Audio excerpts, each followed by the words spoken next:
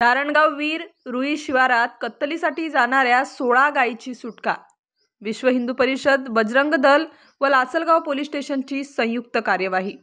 निफाड तालुक्यातील गोरक्षक यांनी कत्तलीचे उद्देशाने वाहतूक करणाऱ्या एक पिकअप 3 छोटा हत्ती वाहनातून 16 गोवंशांची वाहतूक करत होते।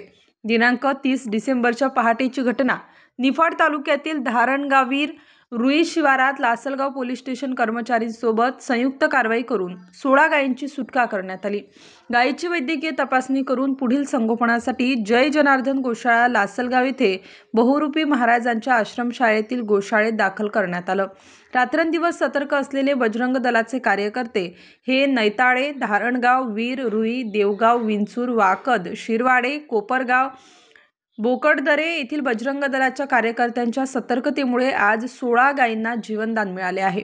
कोपरगाव येथील जनावरांच्या बाजाराचे निमित्त करून कत्तलीच्या उद्देशाने सर्रासपणे, निर्दयतेने, अमानुषपणे छोट्या गाड्यांमध्ये कोंबून कसाई वाहतूक करताना आढळतात।